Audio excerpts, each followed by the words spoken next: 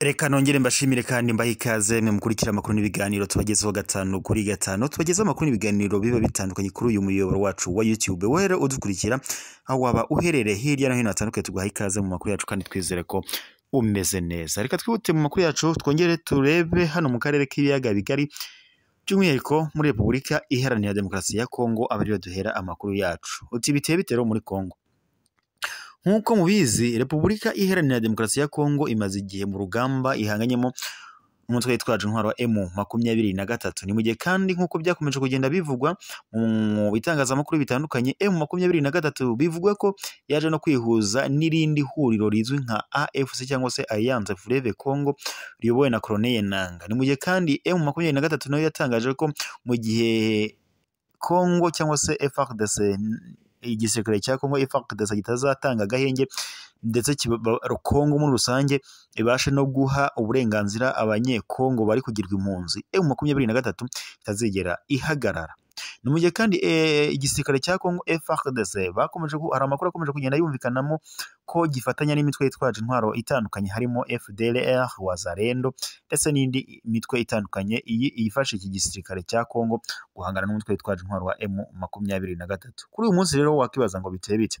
Ni ukuvuga ngo hari amakuru yakomeje avuga ko FARDC yaba yaje gukozanyaho n'umutwe witwaje intwaro wa Wazalendo, ndetse hakaba hari n'abasivile baje kuhasiga ubuzima. Muraza gusobanukirwa buti byaje kugenda bite. Turaza gusoreza amakuru yacu rero makuru n'ubundi arimo navugwa hano mu karere k'ibiyaga bigari. Kuri ubu biravugwa ko Perezida wa Tanzania Samia Suluhu Hassan yaba rugeretse hagati ye na Leta Zunze Ubumwe za Amerika. Ibyo byose turaza kubibagezaho mu kanya mu makuru arambuye. Reka nongere mbahe ikaze rero mu makuru yacu tugiye kurambura duhereye muri Repubulika Iharanira Demokarasi ya Kongo, nkuko twabitangije mu ngingo z'ingenzi. Nukuvuga ngo nkuko amakuru akomeje kugenda abitangaza cyangwa se ibitangazamakuru byakomeje kugenda bibishyira ahagaragara, biravuga ko mu mpera z'iki cyumweru gishize aribwo bamwe mu bagize igisirikare cya leta ya Kongo FARDC bakozanyijeho n'umutwe witwaje intwaro wa Wazalendo muri teritwari ya Karehe muri Kivu y'Amajyepfo, aho abaturage bane baje kwicirwa muri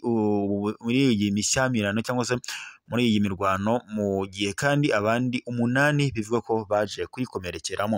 Uti byaje kugenda bite rero? Umuyobozi wa societe civile muri Karehe uzwi nka Adelife Bilimbi yavuze ko abasirikare ba FARDC bo mu mutwe uzwi nka Satani aribo bishe aba baturage.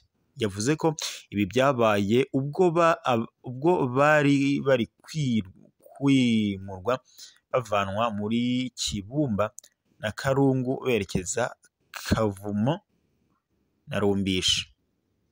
Ubwo aba basirikare ba FARDC bagendaga banyuze muri centre ya Numbi muri sheferi ya Buhavu barasana na Wazalendo amasasu menshi cyane, bituma hari abasivile bahasize ubuzima, abandi barahakomerekera. Aba basivile bakomeretse bahise bajyanwa mu bitaro bya Numbi.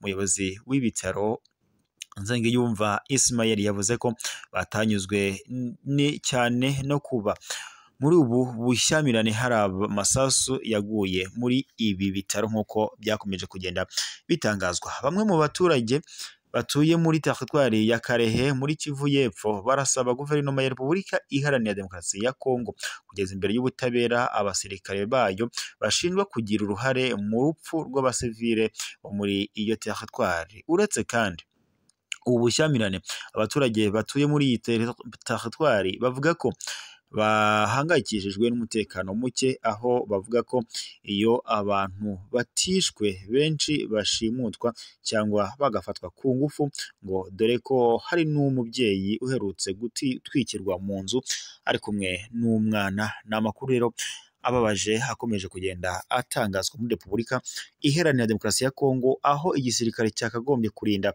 abaturage aricyo kibateza umutekano muke ndetse n'ubuzima bwabo bukaba buri kuhangirikira. Reka rero dusoreze amakuru muri aka karere k'ibiyaga bigari n'ubundi tunyarukire Tanzania, aho biri kuvuga ko ubu ngubu hagati ya Leta Zunze Ubumwe za Amerika na Perezida wa Tanzania Samia Suluhu Hassan ngo rwaba rugeretse. Uti biteye bite rero? Ambasaderi wa Leta Zunze Ubumwe za Amerika muri Tanzania Mikhael Bato yavuze ko igihe cyose bakiri abafatanyabikorwa w'iki gihugu cyangwa se wa Tanzania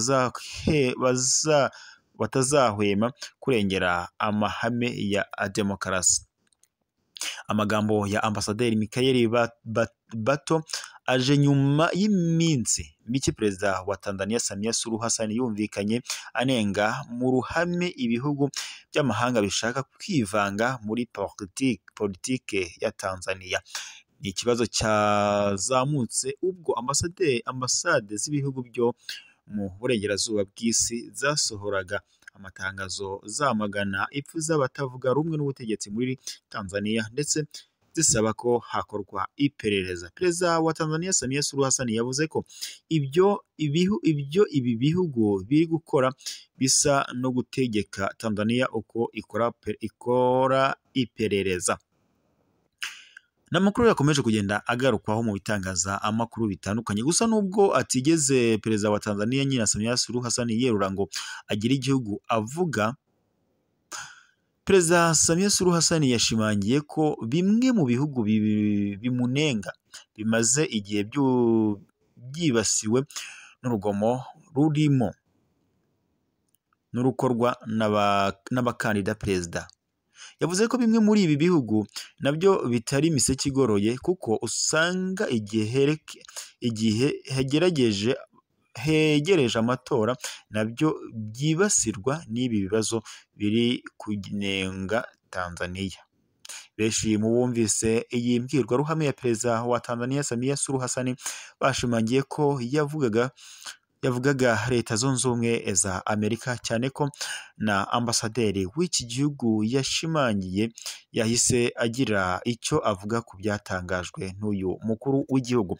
Tugarutse kuri iyi nkuru rero yo muri Amerika, murabizi ko mu gihe gishize wahoze ari Perezida Donald Trump yaje kuba yumvikana mu biganiro mpaka n'uyu na Visi Perezida ariwe Kamala Harris, ndetse nyuma yaho hari n'ibyaje gukurikiraho aho bivuga ko Trump nyine yaje gushaka kwicwa cyangwa se bagerageje gushaka kwica Donald Trump. Rero biravuga ko nyine umuperezida wa Tanzania yashatse kugaruka kuri ibi ngibi ndetse anashinja Amerika ko ibi ngibi bamunenga nabo ngo bigaragara mu bihugu byabo. Ambasaderi Mikhael Bato yavuze ko bishoboka ko igihugu cye nacyo ngo gishobora kugira inenge muri ibyo bya demokarasi, gusa ashimangira ko batazahwema guteza imbere amahame yayo. Ati mu gihe cyose tukiri abafatanyabikorwa ba Tanzania tuzakomeza kuvuga tutarya iminwa kuri aya mahame ya demokarasi. Ntabwo tuzifatanya cyangwa ngo dusubire inyuma. Ni ibintu by'ingenzi mu kubaka ikiremwa muntu no kucyubaha. Imvugo zishinja Tanzania guhonyora uburenganzira bw'ikiremwa muntu zongeye kumvikana cyane muri uku kwezi kwa Nzeri nyuma y'urupfu rwa Ali Mohamed Kibao wari mu buyobozi bw'ishyaka rya Chadema ritavuga rumwe n'ubutegetsi bw'iki gihugu. Amakuru dukesha The Citizen avuga ko uyu mugabo yari yashimuswe ku wa gatanu tariki ya 6 Nzeri 2024 n'abantu bamukuye mu modoka yaganaga mu mujyi wa Tanga. Bivuga ko rero aba bantu bamufashe bari bafite imbunda ndetse bipfutse mu maso. Iperereza ry'ibanze ryagaragaje ko umurambo wa Kibao waje kuboneka bugaragara ko yari yakubiswe cyane ndetse